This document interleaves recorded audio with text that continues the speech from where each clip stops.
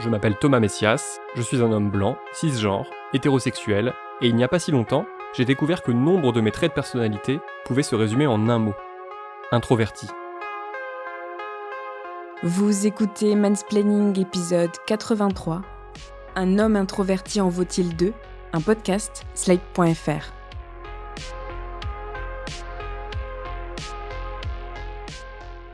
La définition donnée par les principaux dictionnaires est assez peu satisfaisante. Dans le Larousse, on peut par exemple lire que l'introversion est une tendance à se replier sur soi-même. Point final.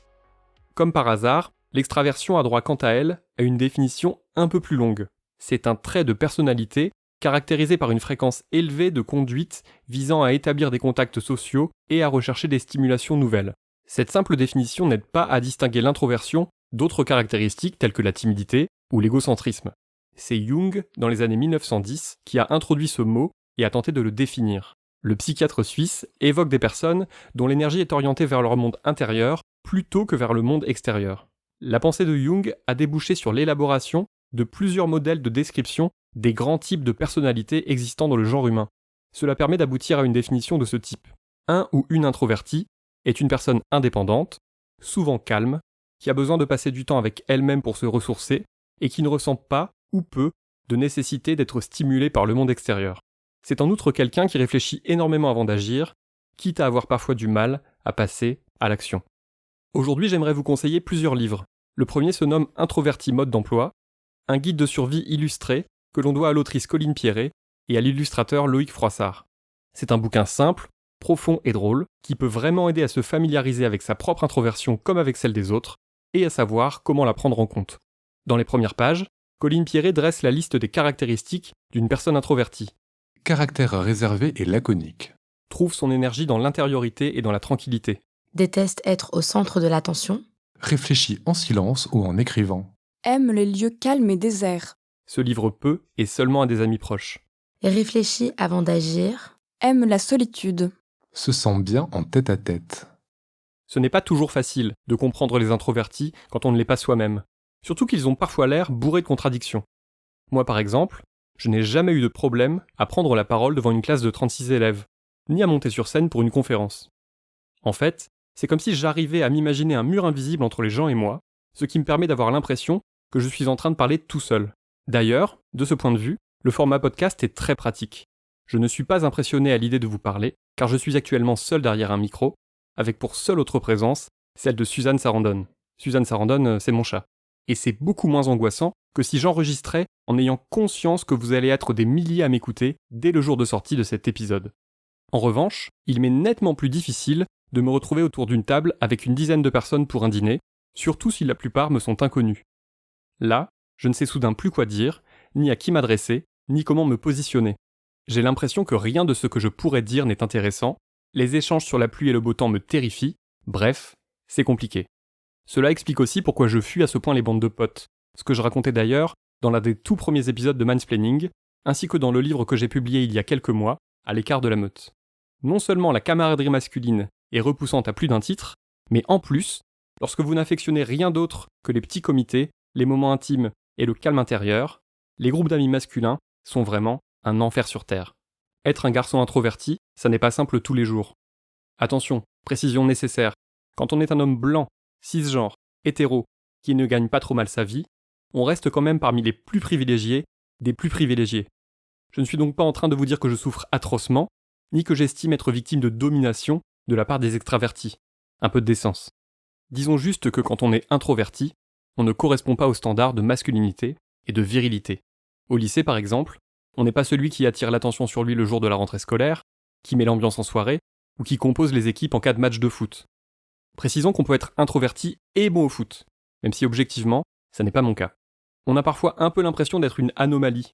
On se dit qu'à force de raser les murs, de rester chez soi même quand on est invité à une fête ou à une sortie entre amis, on finira seul avec son épagnole. D'autant plus que, dans notre monde patriarcal, où tout est codifié et placé sous le signe du genre, ce sont les hommes qui sont censés aborder les femmes qui leur plaisent, pas le contraire. Il y a encore tellement d'hommes qui se sentent castrés s'ils n'ont pas le sentiment d'être aux commandes. Oui, castrés. J'ai réellement entendu ce mot plusieurs fois. Ensuite, on comprend. On comprend que certes, d'un point de vue quantitatif, on fera peut-être moins de rencontres que les autres, qu'elles soient amoureuses ou non, mais on réalise que ça n'empêche pas la qualité des dites rencontres, bien au contraire. On saisit que même si ça prend plus de temps, les rapprochements finiront par être possibles, et qu'une personne introvertie n'est pas vouée à finir sans amour ni amis, sauf si elle le souhaite. Parce qu'ils prennent plus de place et font plus de bruit, les individus extravertis sont souvent considérés comme la norme. Les personnes introverties, elles, sont jugées. Même le système scolaire les pointe du doigt. Je vous conseille de lire une excellente tribune publiée par Libération en 2019, et dont le titre était « À l'école, les introvertis, ça va sans dire ». Rachid Zerouki, qui se fait appeler Rachid l'Instit sur les réseaux sociaux, expliquait que l'obsession des profs pour la participation orale excluait de facto les introvertis. Exiger des élèves introvertis de lever régulièrement la main et de s'exprimer à voix haute devant 30 camarades, c'est mépriser totalement leur personnalité et leur spécificité. Et donc, priver des élèves d'une récompense au conseil de classe en raison d'un prétendu manque d'investissement, c'est leur faire comprendre que jamais les introvertis ne pourront trouver leur place. Rachid Zerouki cite d'ailleurs un passage d'un deuxième livre que j'aime de tout mon cœur, La force des discrets, de Susan Cain. Elle a mis 7 ans à écrire ce qui est unanimement considéré comme la Bible de l'introversion, un ouvrage dense et profond sur ce sujet si peu traité. Les introvertis vivant dans le monde de l'idéal extraverti sont, comme des femmes dans un monde d'hommes, bafoués pour un trait de caractère indissociable de leur identité profonde. Même si je recommande chaudement le livre de Susan Cain, je pense qu'il faut tout de même prendre cette comparaison avec des pincettes. Pour 1001 raisons, il est plus difficile d'être une femme dans un monde d'hommes qu'une personne introvertie dans un monde d'extravertis. Ça n'empêche pas les zones de convergence.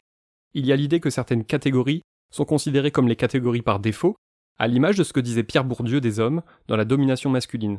Et il y a aussi l'idée que lorsqu'on n'appartient pas à la catégorie en question, on est sommé par la société de s'adapter ou de disparaître.